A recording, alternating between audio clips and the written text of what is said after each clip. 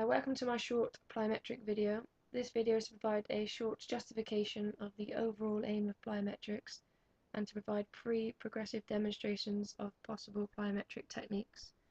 So plyometric exercises refer to those activities that enable a muscle to reach maximal force in the shortest possible time.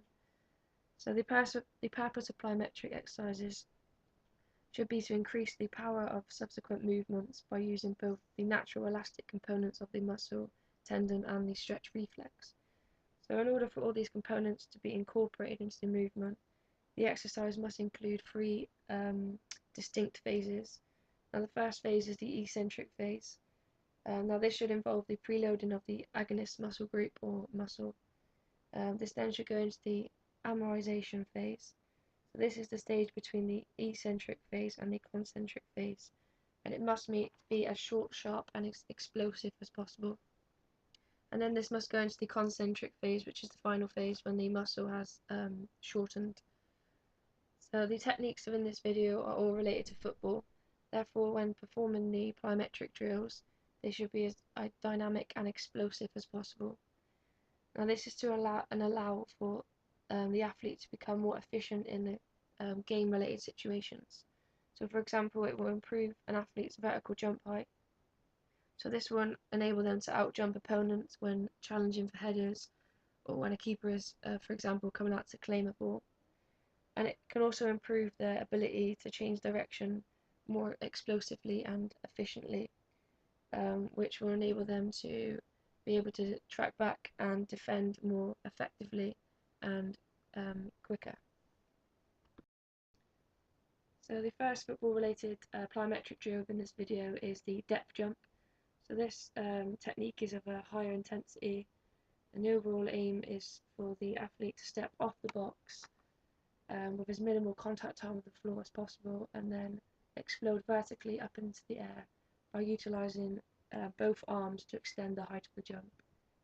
So as you can see from the video, the athlete steps onto the box with their feet shoulder width apart, and they then allow their body weight to drop off the box without jumping off the box, as this drop allows them to absorb the impact of their knees and their hips, allowing them to spend the least contact on the floor as possible, and allowing them to get a greater vertical jump height and more of a powerful movement sequence.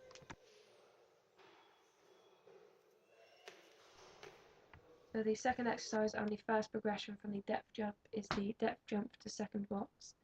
So all the coaching points from the first video should still be considered when performing this technique, but this now incorporates both a vertical and a horizontal jumping ability when performing this technique. So when performing this exercise for the first time, the box height the athlete is stepping off should still remain the same as it was in the first video. However, the box that the athlete is now vertically and horizontally jumping onto should start lower, and then they should increase as they begin to get more comfortable with their vertical and horizontal jump height, in order to test themselves a little bit more as they get more comfortable with the technique and the explosive power that is necessary to explode off the floor. So as you can see from the second video again, the athlete steps onto the box with their feet shoulder width apart, and their feet and their face should be facing the second box with their toes as near to the edge of the box as possible.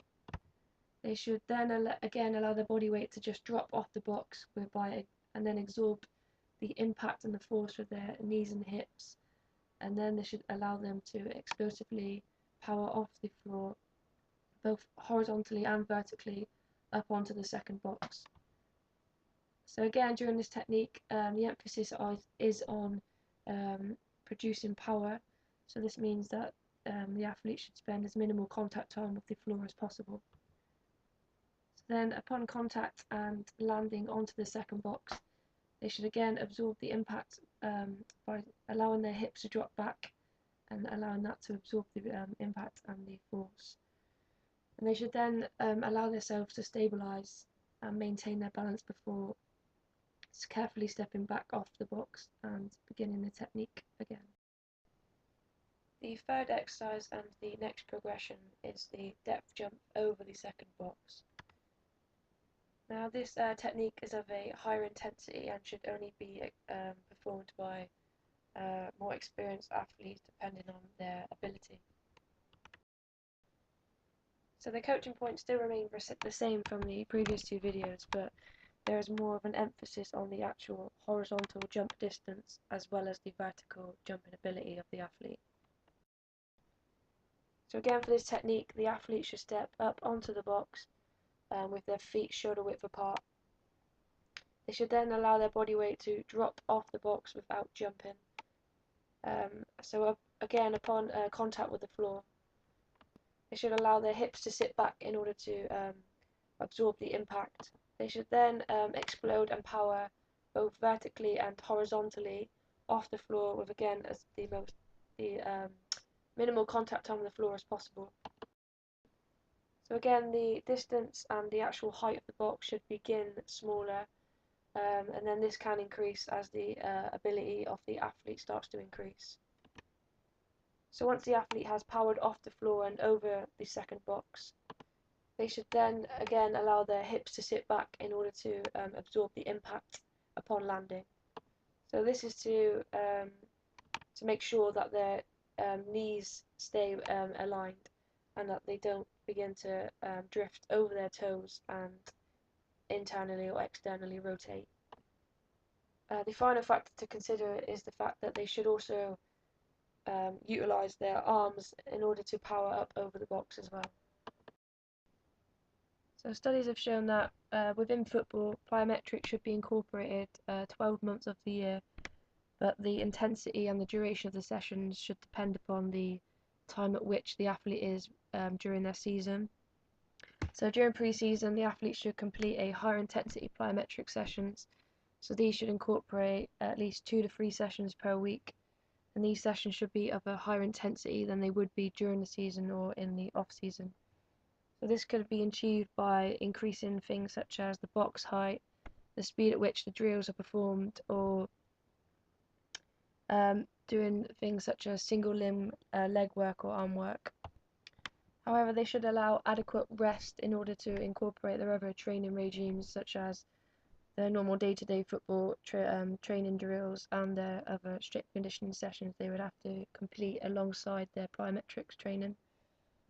During season, plyometrics should be completed 2 times a week, but this should be of a lower intensity and should be more sport specific. So this could be incorporated into things such as a warm-up or actually within the football session itself. And finally, studies have shown that athletes should still complete plyometrics during the off season in order to keep their plyometric drills and techniques correct. But this should be performed again of a lower intensity, about once to twice a week,